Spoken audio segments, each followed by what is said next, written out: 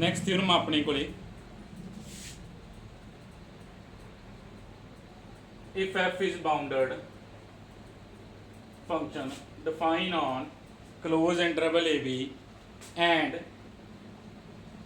f is Riemann integrable on ab f की अपने को bounded function on close interval A B and next अपने को integral भी गिवन आ then if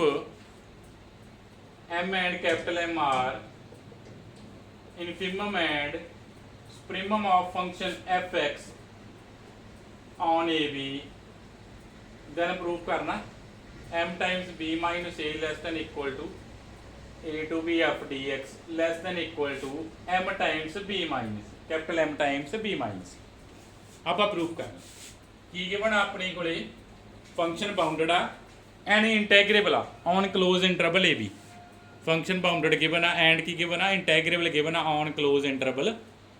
A B and second M small M ते capital M functions या infimum and supremum given ने प्रूफ करना कि जिहड़ा इंटेग्रल आ वो किहड़ियां ਉਹਦੀਆਂ ਬਾਉਂਡਸ ਗਿਵਨ ਆ ਇੰਟੈਗਰਲ ਦੀਆਂ ਇੰਟੈਗਰਲ ਕਿਹੜੀ ਕਿਹੜੀ ਵੈਲਿਊ ਚਲਾਈ ਕਰੇਗਾ small m times b minus a to ਲੈ ਕੇ m times b minus a ਦੇ ਵਿੱਚ ਚਲਾਈ ਕਰੇਗਾ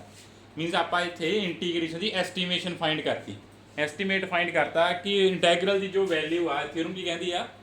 ਕਿ ਜੋ ਇੰਟੈਗਰਲ ਦੀ ਵੈਲਿਊ ਆ ਦੋ ਲਿਮਿਟਸ ਦੇ ਵਿੱਚ ਚਲਾਈ ਕਰੂਗੀ ਮੀਨਸ ਜੋ ਇਹਦਾ ਇੰਟੈਗਰਲ ਦਾ ਆਨਸਰ ਹੋਣਾ ਉਹ ਇਹਨਾਂ ਦੋਨਾਂ ਦੇ ਵਿੱਚ ਆਊਗਾ थ्योरम आप दोबारा भी यूज़ करेंगे इंटैग्रल आप आंसर भी फाइंड करेंगे की आएगा तो फस्ट मीन वैल्यू थ्योरम बोलते हैं आ रिजल्ट कदों आता इफ बी की आ greater than equal to A if B की आ greater than equal to A जे B less than equal to A B less than A हो गया दैन आ इनक्वैलिटी चेंज हो जानी है ना इनक्वैलिटी अपने को की हो जाएगी चेंज हो जाएगी इफ बी की हो गया लैस दैन ए हो गया चलो फस्ट प्रूफ करते हैं जे b इक्वल टू ए होया तो दोनों जे b इक्वल टू ए होया तो इंटैग्रल की वैल्यू की आ जानी है 0 आ जानी है तो अपन रिजल्ट ऑब्वियसली ट्रू ही है ना फिर जे b इज इक्वल टू की हो गया ए हो गया तो दोनों साइड 0 आ जानी है तो अपने को इंटैग्रल की वैल्यू भी की आ जाएगी 0 आ जाएगी ना चलो इसका मतलब आप केस करते हैं इफ b की आ ग्रेटर दैन ए b की आ ग्रेटर दैन ए चलो हुण आप एक थ्योरम ऑलरेडी कर चुके हैं we know that m times b minus a is less than equal to LPF less than equal to UPF is less than capital M times b minus a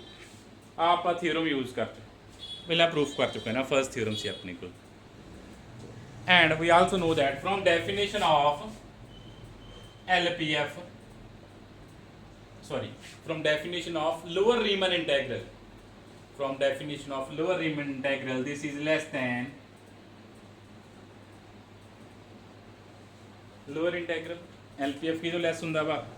lower इंटैग्रल तो आपने कोले की हुंदा वा जो आ टर्म आ लोअर इंटैग्रल किहदे की हुंदा वा least upper bound of set of LPF तो आप इत्थे लीस्ट अपर बाउंड की डेफिनेशन अप्लाई करती तो LPF की तो लैस आ जाएगा लोअर इंटैग्रल तो एंड UPF बारे भी आपां नूं पता वा UPF की हुंदा वा less than equal greater than equal to upper Riemann integral ठीक है डेफिनेशन यूज़ कर लिया आप लोअर एंड अपर रीमन इंटैग्रल दियाँ जो LPF हुंदा वो की हुंदा वा अपने कोले less than equal to lower Riemann integral UPF की हुंदा greater than equal to upper Riemann integral also given आपां नूं F is Riemann integrable on आपां नूं गिवन आ F की आपां नूं रीमन इंटैग्रल गिवन आ जे रीमन इंटैग्रेबल आ तो लोअर ते अपर दोनों की होणगे इक्वल होणगे एंड कॉमन वैल्यू नूं आपां किवें लिख देंगे a to b fx dx आपां नूं गिवन आ कि जो फंक्शन f आ वो की आ इंटैग्रेबल आ जे इंटैग्रेबल आ तो लोअर ते अपर की होणगे इक्वल देयरफॉर आ दोनों इक्वल हो गए हुण नंबर 1 दे दिंदे आ से अपने कोल नंबर 2 ਇਹਦਾ यूज़ करो ਆਪਾਂ ਕੀ ਕਹਤਾ फंक्शन अपन गिवन सी इंटैग्रेबल देयरफॉर लोअर ते अपर इक्वल होणगे कॉमन वैल्यू की इक्वल आ जाएगी a to b fx dx then from second तो सैकेंड तो की आ जाएगा तो सैकेंड अपन की सैकेंड इंप्लाइज LPF की आ लेस दैन इक्वल टू ये भी किहदे इक्वल हो गया ए टू बी दे एंड ए किहदे इक्वल आ अपर दे एंड अपर की है less than equal to UPF ਇਹਦਾ यूज कर लिया पुट करता 2 च तो इतों अपने को आ गया LPF is less than A to B F x D X is less than UPF number 3 दे लो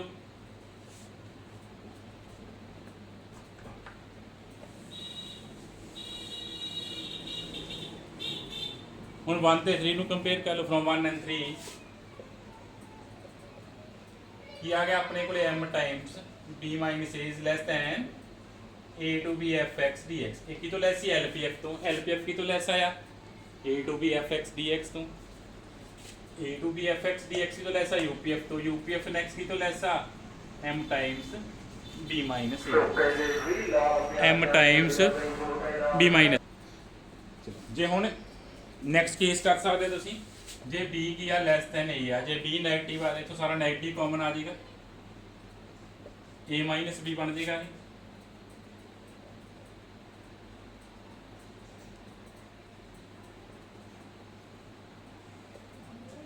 b माइनस a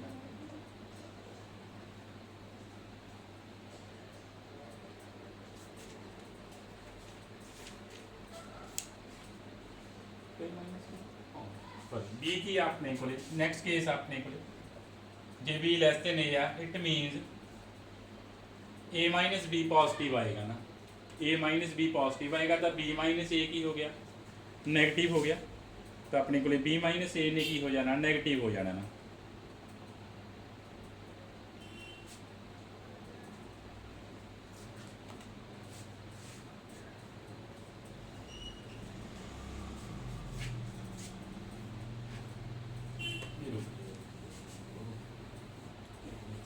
देखते हैं आप की आया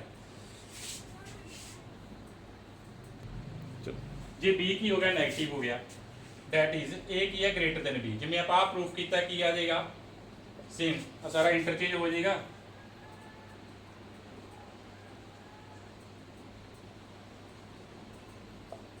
जी ए की बी की है लैस देन ए जिमें आप फर्स्ट लिया प्रूफ किया हुआ सारा तो में आ प्रूफ हो जाएगा ना m times a minus B less than equal to b to A F D X less than equal to m times a minus B ना नैगेटिव ना मल्टीप्लाई कर दिया आप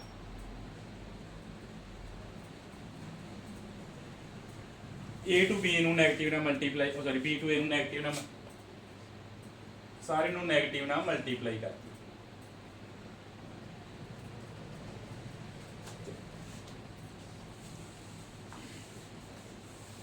ताकि आ जाएगा नैगेटिव आप रिमूव कर दिए नैगेटिव रिमूव कर दिए तो नैगेटिव रिमूव करने की आएगा अपने को m टाइम्स b माइनस ए हाँ सॉरी जो इतने आप नैगेटिव ना मल्टीप्लाई की इनक्वैलिटी अपने को चेंज होनी सी ना अपने को इनक्वैलिटी की हो जानी सी चेंज हो जानी सी आप नैगेटिव ना मल्टीप्लाई की इनक्वैलिटी चेंज हो गई सी तो नैगेटिव एडजस्ट कर दें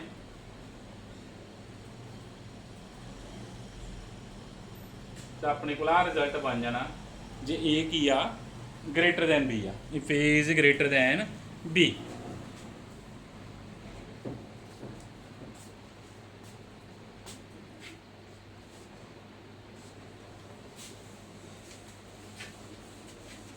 हुण इस थ्योरम की करोलरी अपने को थ्योरम आप की प्रूफ कर चुके हैं m times b minus A is less than equal to integral a to b fx dx less than equal to capital M times b minus e ये आप प्रूफ कर चुके हैं ना तो इनू एक नंबर दे दो जो भी कहना तुसी चलो ये कह देंगे ना आप चलो फर्स्ट करोलरी अपने को if f is a Riemann integrable on ab and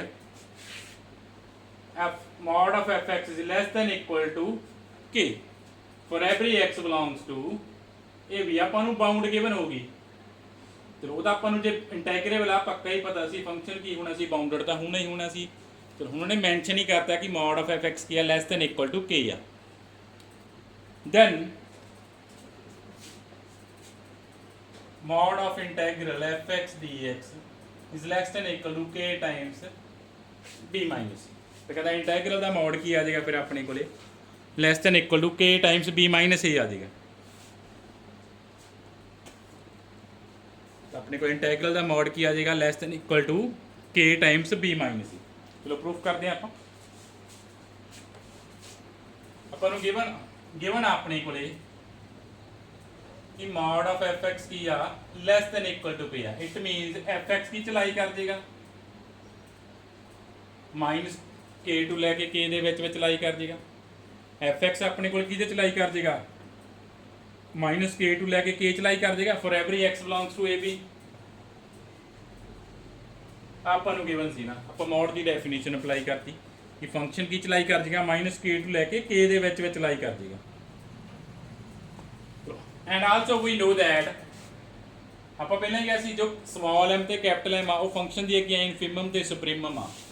ਇੱਥੋਂ ਆ ਫੰਕਸ਼ਨ ਦੀ ਕੀ ਆ ਗਈ ਲੋਅਰ ਬਾਉਂਡ ਆ ਗਈ ਆ -k ਕੀ ਆ ਗਈ ਇੱਥੋਂ function the lower bound and k ਕੀ ਆ ਗਈ ਅਪਰ ਬਾਉਂਡ ਆ ਗਈ। ਐਂਡ ਆਪਾਂ ਨੂੰ ਇਹ ਵੀ ਕਹਿ ਕੇ ਚੁੱਕੇ ਆ ਫਸਟ ਪਾ ਥਿਓਰਮ ਚ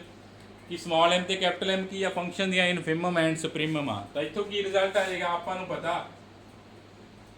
minus k less than equal to m less than equal to this less than equal to this। आप माइनस k की सी लोअर बाउंड सी अपन पता लोअर बाउंड ऑलवेज की तो लेस होंगी है ग्रेटेस्ट लोअर बाउंड तो एंड k की सी अपर बाउंड सी अपन पता जी अपर बाउंड आ वो ऑलवेज की तो लेस होंगी है लीस्ट अपर बाउंड तो अपने को रिलेशन बन गया। तेनों b माइनस a ना मल्टीप्लाई कर दिए b माइनस a ना मल्टीप्लाई कर देने हैं।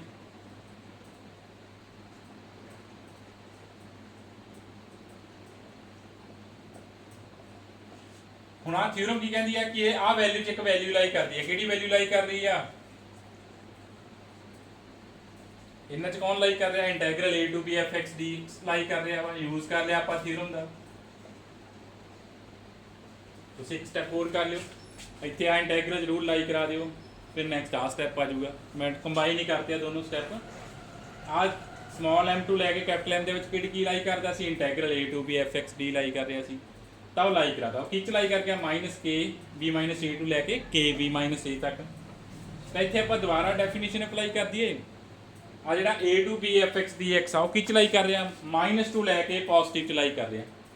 ਉਹ ਕਿਹਦੇ ਚਲਾਈ ਕਰ ਰਿਹਾ ਵਾ ਮਾਈਨਸ ਤੋਂ ਲੈ ਕੇ ਪੋਜ਼ਿਟਿਵ ਦੇ ਵਿੱਚ ਚਲਾਈ ਕਰ ਰਿਹਾ ਵਾ। ਦੇਅਰਫੋਰ ਆਪਣੇ ਕੋਲੇ ਕੀ ਆ ਜਾਏਗਾ ਇੱਥੋਂ ਆਪਣੇ ਕੋਲੇ ਕੀ ਆ ਗਿਆ ਦੇਅਰਫੋਰ ਕਿ mod of integral fx dx ਕੀ ਹੋ ਗਿਆ less than equal to k times b minus a हो गया। दोबारा डेफिनेशन अप्लाई करती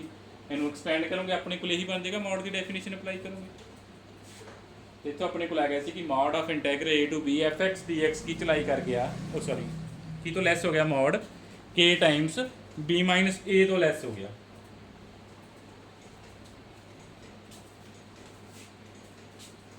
तो फिर नैक्सट करॉल रही है अपने को if कहता function integrable on A B and if function कहता पॉजिटिव एंड फंक्शन किया positive for every x belongs to A B then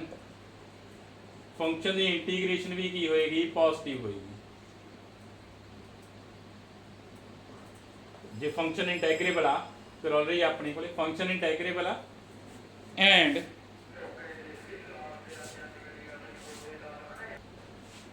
चलो थ्योरम की अपने को जे फंक्शन इंटैग्रेबल है एंड जे फंक्शन पॉजिटिव आ तो इंटीग्रेशन भी पॉजिटिव होएगी। सिमिलरली थ्योरम होएगी जे फंक्शन नैगेटिव आ तो इंटीग्रेशन भी की होएगी नैगेटिव होएगी। चलो प्रूफ करते हैं अपन आ रिजल्ट पता ही है ना।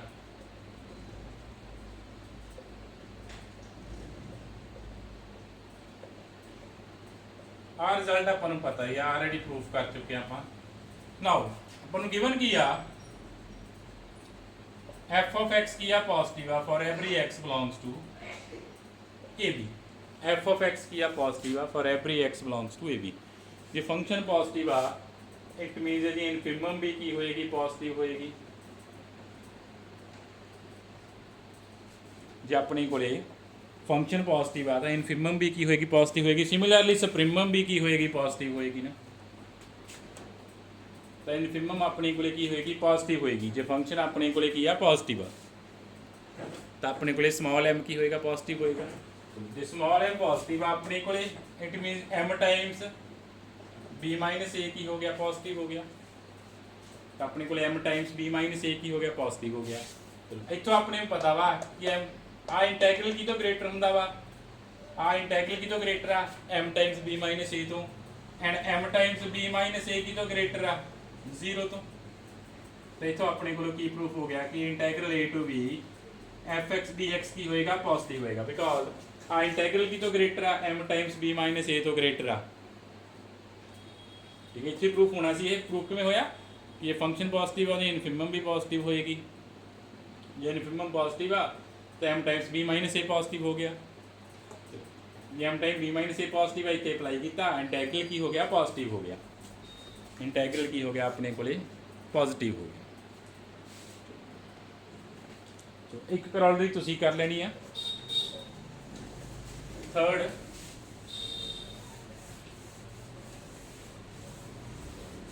ਥਰਡ ਕਰੋਲਰੀ ਕੀ ਆ ਆਪਣੇ ਕੋਲੇ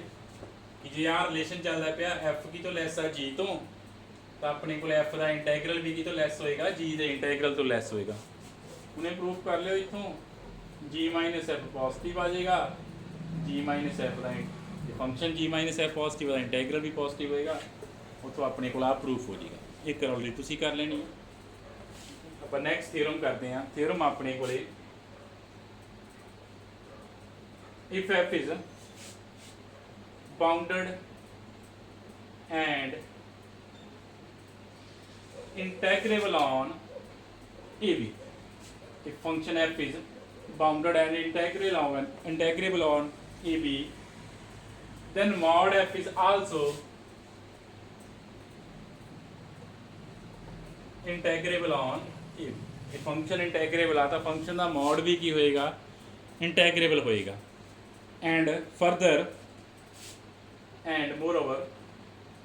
and a to b fx dx the mode ਆਪਣੇ ਕੋਲੇ ਕੀ ਆ ਜਾਏਗਾ,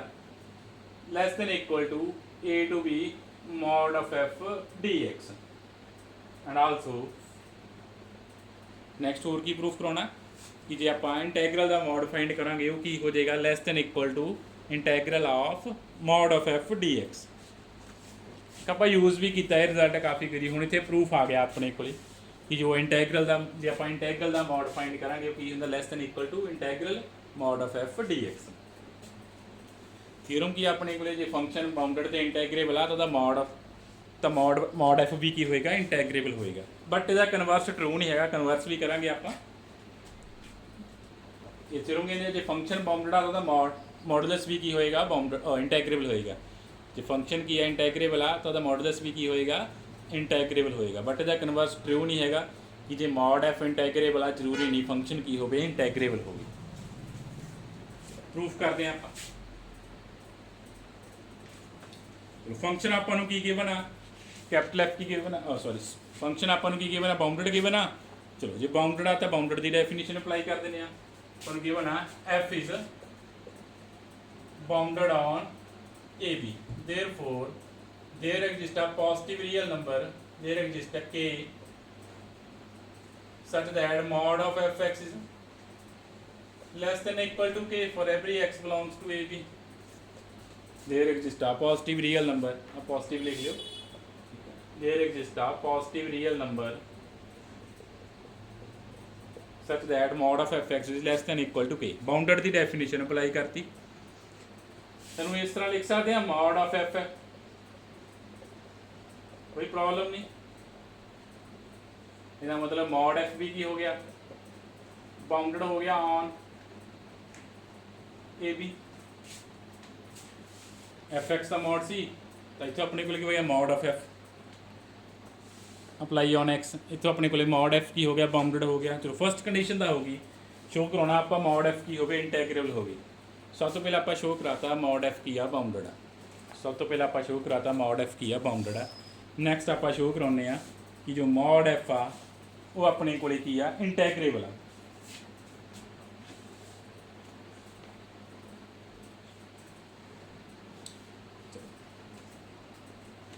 ਹੁਣ ਆਪਾਂ ਨੂੰ ਗਿਵਨ ਆ since f is integrable on AB, therefore for epsilon greater than 0 there exists a partition P of AB such that UPF minus LPF की होएगा लेस देन एप्सिलॉन आ जाएगा ना पर फंक्शन इंटेग्रेबल गिवन सी तो आप इंटेग्रेबिलिटी की डेफिनेशन अप्लाई करती कि अपने को की पार्टीशन P एग्जिस्ट कर जाएगी such that UPF minus LPF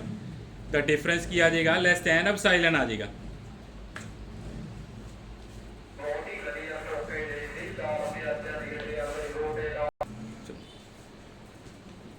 definition apply करती फंक्शन की से अपने को इंटेग्रेबल सी तो नेक्स्ट देखो तो let m and capital M be infimum and supremum of mi and small mi sorry small mi and capital mi are infimum and supremum of function f on ith interval and एक prime वाली ले लेने sorry prime का dash वाली small mi dash and capital Mi dash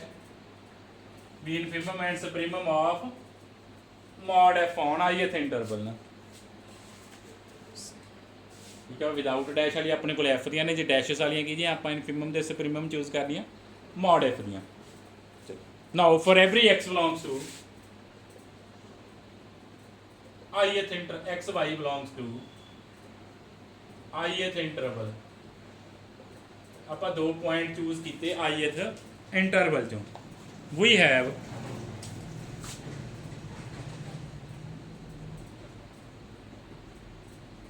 uh difference find करन लगे आप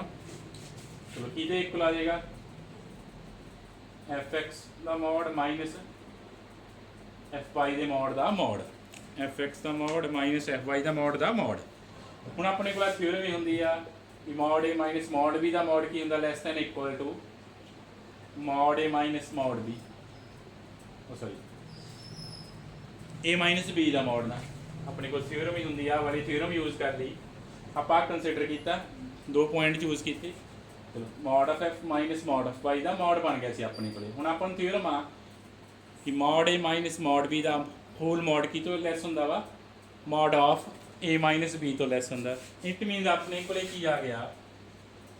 mi dash minus small mi dash की तो लैस हो गया capital mi minus small mi तो लैस हो गया ओके एनी दो पॉइंट्स ले सी दो पॉइंट फंक्शन का डिफरेंस की तो लैस आ गया fx माइनस fy के मॉड तो लैस आ गया therefore capital mi dash minus small mi dash की हो गया less than equal to capital mi minus small mi चलो हम आप कंसीडर करते हैं UP mod f minus LP mod f UP mod f minus LP mod f कि equal आएगा समीशन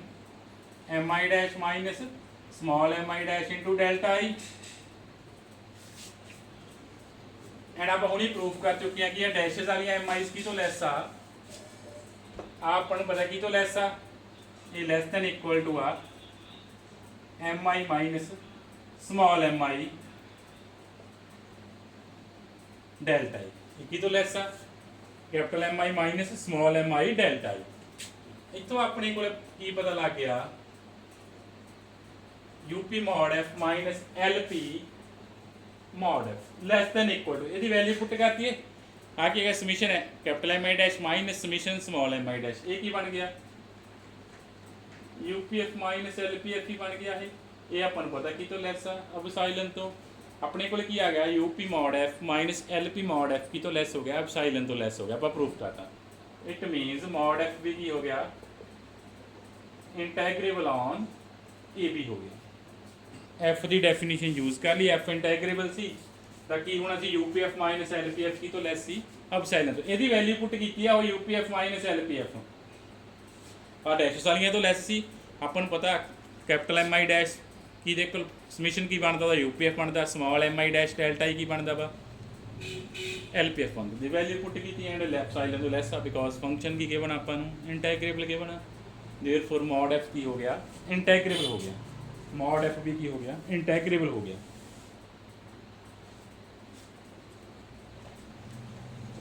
ਹੁਣ ਆਪਾਂ ਨੈਕਸਟ ਪਾर्ट प्रूफ करना। चलो वी नो दैट कि जो एफ एक्स आ वो मॉड ऑफ एफ एक्स तो की हुंदा लैस हुंदा F x is always less than equal to mod of F X and both are इंटैग्रेबल।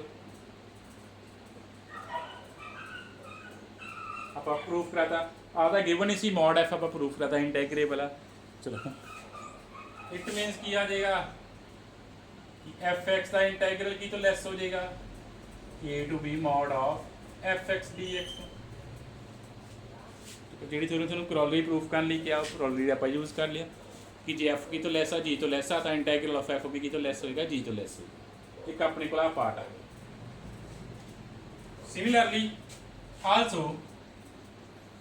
Similarly minus f x b की तो लैस होंदा मॉड ऑफ एफ एक्स तो less होंदा minus of F x b की तो less होंदा mod of F x तो। चलो एफ का इंटैग्रेबल है मॉड एफ आप प्रूफ कराता इंटैग्रेबल है तो की आ जाएगा minus of A to B F x D x की हो जाएगा less than mod of F x B. हाँ इंटैग्रल की तो लैस हो जाएगा मॉड एफ वाले इंटैग्रल तो लैस हो जाएगा। हम 2 ਤੇ 3 तो अपने को की आ गया कि नैगेटिव ते पॉजिटिव वाली जी टर्म आ वो सेम वैल्यू तो लैस आई जा रही है। आ a to B F x ये तो लैस आया सी आ negative a to B F x same term तो लैस आया सी तो इतों अपने को की आ गया combining 2 and 3 implies mod of a to b f x dx is less than equal to a to b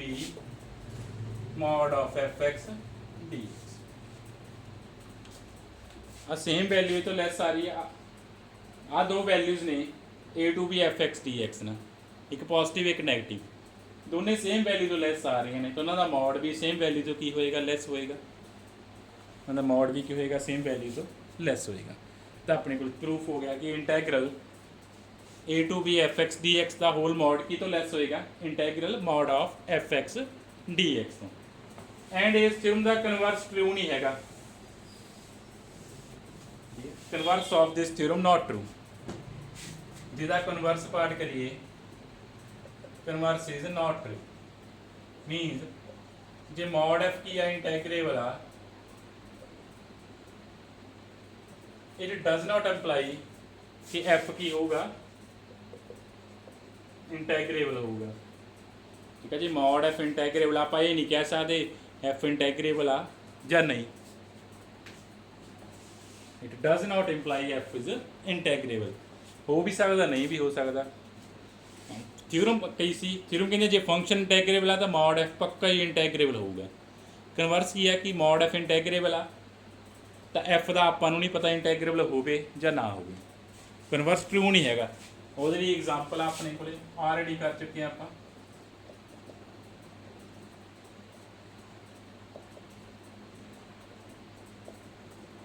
uh example तुम कर चुके हो अपन पता फंक्शन इज नॉट इंटैग्रेबल आप प्रूफ करा चुके हैं f x is not integrable function integrable है नहीं गा अपन पता वा बट जो फंक्शन का mod of F x find करिए मॉड कितना आया 1 आया ना फंक्शन का मॉड फाइंड करिए मॉड कितना आ रहा 1 आ रहा 1 की है कांस्टेंट फंक्शन इज इंटैग्रेबल। अब तुम कर भी चुके हो कि कांस्टेंट फंक्शन इंटैग्रेबल होंगे मॉड ऑफ एफ एक्स का कांस्टेंट बन गया ना इतने आ एग्जाम्पल एफ इंटैग्रेबल है नहीं सी बट मॉड इंटैग्रेबल सी तो कन्वर्स ट्रू नहीं होया कि जे मॉड इंटैग्रेबल है जरूरी नहीं फंक्शन की होगा इंटैग्रेबल होगा जरूरी नहीं अपने को फंक्शन की होगा इंटैग्रेबल होगा।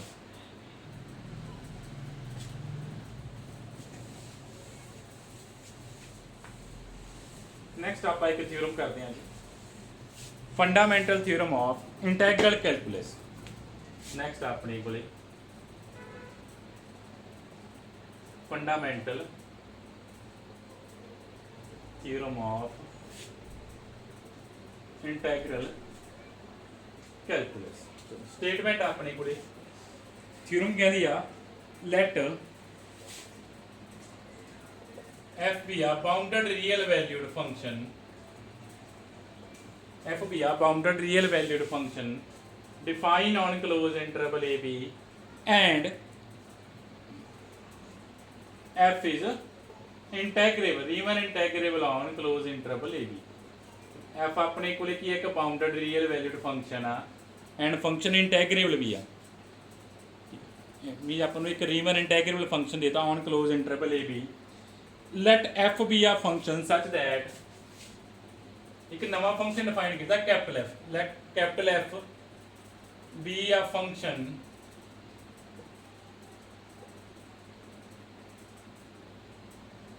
सच दैट एक नवा फंक्शन कैपिटल एफ डिफाइन कर लिया कि कैपिटल एफ का जो डेरीवेटिव करिए स्मॉल एफ आ रहा on close interval A b कि इस तरह का फंक्शन कैपिटल एफ आप फाइंड कर लिया कि कैपिटल एफ का डेरीवेटिव कि इक्वल आ रहा स्मॉल एफ के इक्वल आ रहा दैन प्रूफ करना आप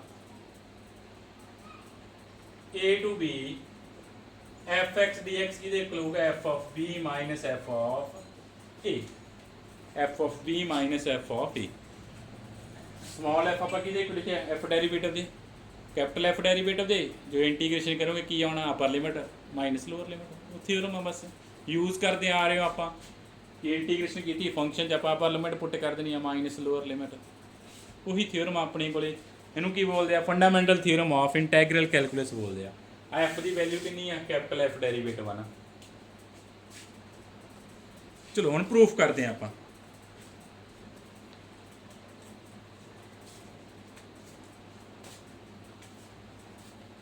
चलो फंक्शन अपन की गिवन है इंटैग्रेबल गिवन है f is integrable on AB therefore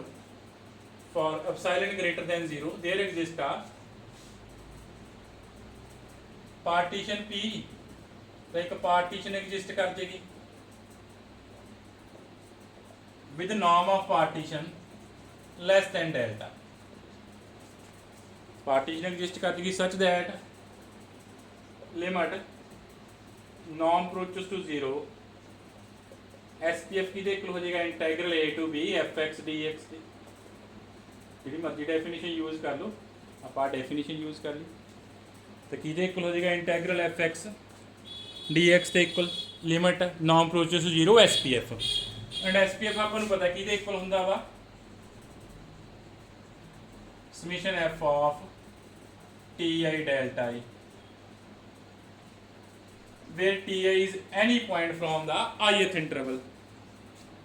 where ti is any point from the ith interval ti किनु बिलोंग करता हुंदा अपने कोले any point from ith interval दा डेफिनेशन अप्लाई करती सी आपां फंक्शन गिवन सी इंटैग्रेबल गिवन सी तो आपां डेफिनेशन अप्लाई करती हुण फिर आपां प्रूफ करते हैं कि integral a to B F x D x की आएगा is equal to f b minus f of a आएगा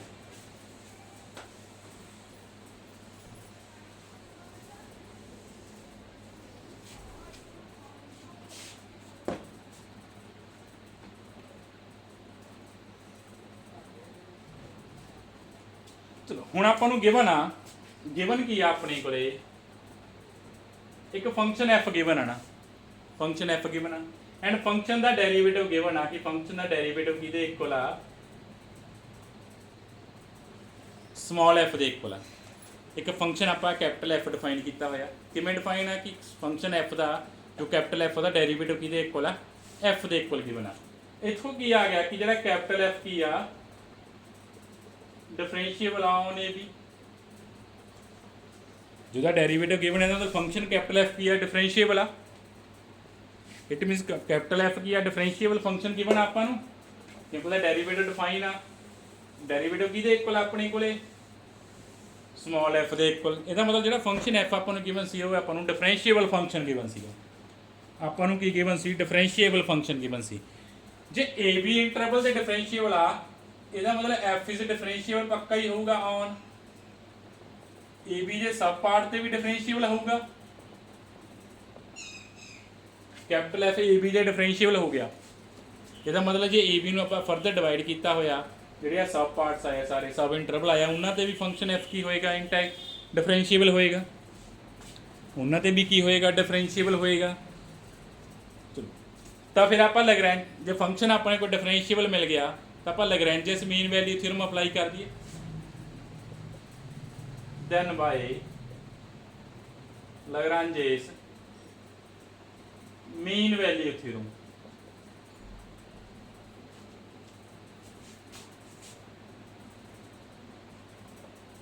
ਤਾਂ ਲੈਗਰੈਂਜਸ ਮੀਨ ਵੈਲਿਊ ਥਿਊਰਮ ਕੀ ਕਹਿੰਦੀ ਆ,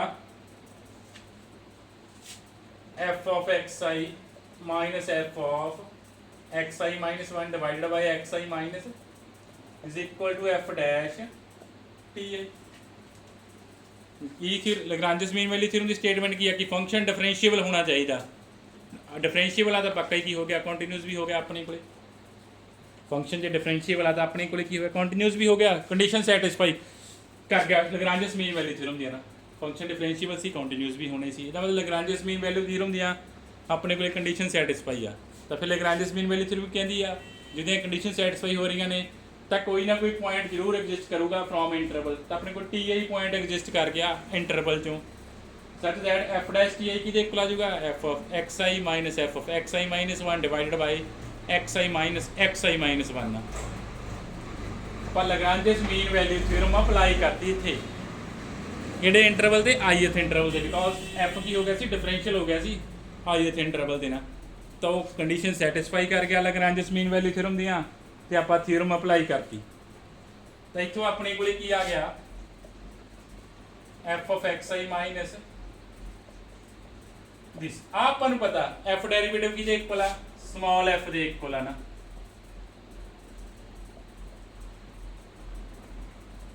ਆਪਾਂ ਨੂੰ ਪਤਾ ਕਿਹਦੇ ਇਕੁਅਲ ਆ, ਸਮਾਲ f ਦੇ ਇਕੁਅਲ ਆ। ਇਹ ਤਾਂ ith ਇੰਟਰਵਲ ਸੀ, ਇਹਦਾ ਮਤਲਬ ਹਰੇਕ ਇੰਟਰਵਲ ਹੀ ਇਹ ਕੰਡੀਸ਼ਨ ਟਰੂ ਹੋ ਜਾਏਗੀ। ਇਹ ਤਾਂ ਸਿਰਫ ਆਪਾਂ ith ਇੰਟਰਵਲ ਤੇ ਕੀਤਾ ਨਾ ਕਿ ਪਹਿਲਾਂ ਫੰਕਸ਼ਨ ab ਇੰਟਰਵਲ ਤੇ ਡਿਫਰੈਂਸ਼ੀਏਬਲ ਸੀ, ਜੇ ab ਤੇ ਆ ਤਾਂ ਉਹਦੇ ਕੇ ਸਬ ਪਾਰਟਸ ਤੇ ਵੀ ਉਹ ਡਿਫਰੈਂਸ਼ੀਏਬਲ ਹੋਏਗਾ। ਇਹਦਾ ਮਤਲਬ ith ਇੰਟਰਵਲ ਤੇ ਡਿਫਰੈਂਸ਼ੀਏਬਲ ਹੋ ਗਿਆ, ਲੈਗਰੈਂਜਸ ਮੀਨ ਵੈਲਿਊ ਥਿਊਰਮ ਅਪਲਾਈ ਕਰਤੀ। ਸਿਮਿਲਰਲੀ ਹਰੇਕ ਇੰਟਰਵਲ ਤੇ ਕੀ ਹੋ ਜਾਏਗਾ, ਇਹ ਡਿਫਰੈਂਸ਼ੀਏਬਲ ਹੋ ਜਾਏਗਾ। ਤਾਂ ਆਪਾਂ ਇੱਥੇ ਸਮੀਸ਼ਨ ਅਪਲਾਈ ਕਰ ਦਈਏ। ਤਾਂ ਸਮੀਸ਼ਨ ਅਪਲਾਈ ਕਰਦੇ ਹਾਂ, it means summation f of xi minus xi minus I varies from 1 to n।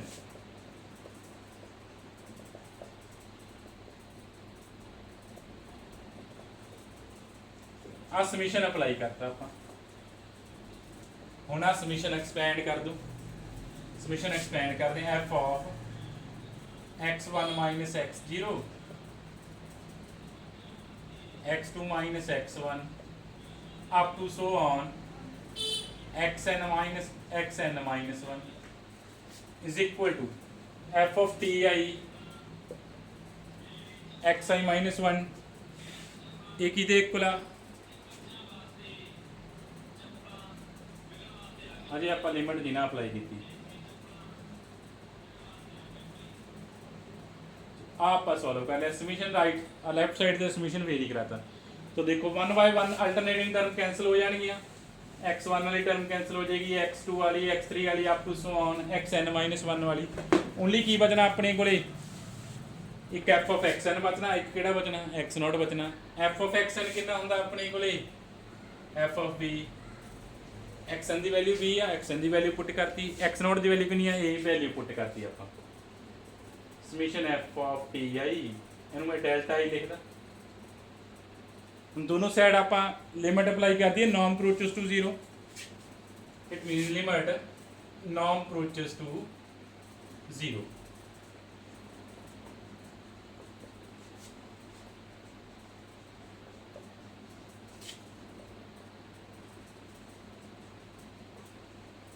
ਇਹਦੀ ਵੈਲਿਊ ਪਤਾ, ਫੰਕਸ਼ਨ ਇੰਟੈਗਰੇਬਲ ਗਿਵਨ ਸੀ, SPF ਬਣ ਗਿਆ ਆਪਾਂ ਨੂੰ ਪਤਾ, ਲਿਮਿਟ ਨॉन ਅਪਰੋਚ ਟੂ 0 SPF ਕਿਹਦੇ ਇਕੁਅਲ ਹੁੰਦਾ ਵਾ, integral a to b fx dx and ਇਹਦੀ ਵੈਲਿਊ ਕੀ ਆ ਗਈ f of b minus f of a ਆ ਗਈ। ਇਹਦੀ ਆਪਾਂ ਵੈਲਿਊ ਪੁੱਟ ਕਰਤੀ, ਇਹਦੀ ਵੈਲਿਊ ਕਿੰਨੀ ਹੈ ਫਰੋਮ 1 ਤੋਂ, integral a to b fx dx and ਇਹਦਾ ਲਿਮਿਟ ਕਿੰਨੀ ਆ ਗਈ f of b minus f of a। ਤੇ ਆਪਣੇ ਕੋਲੇ ਪ੍ਰੂਫ ਹੋ ਗਈ fundamental theorem of integral calculus. Easy theorem ਸੀ, ਸਿਰਫ ਕਿਵੇਂ ਪ੍ਰੂਫ ਕੀਤੀ ਆਪਾਂ, ਸਿਰਫ ਕੀ ਅਪਲਾਈ ਕੀਤਾ, ਲੈਗਰਾਂਜਸ ਮੀਨ ਵੈਲਿਊ ਥਿਊਰਮ ਨੂੰ ਅਪਲਾਈ ਕੀਤੀ, ਉਹਦੇ ਨਾਲ ਥਿਊਰਮ ਆਪਣੇ ਕੋਲੇ ਕੀ ਹੋ ਗਈ, ਪ੍ਰੂਫ ਹੋ ਗਈ।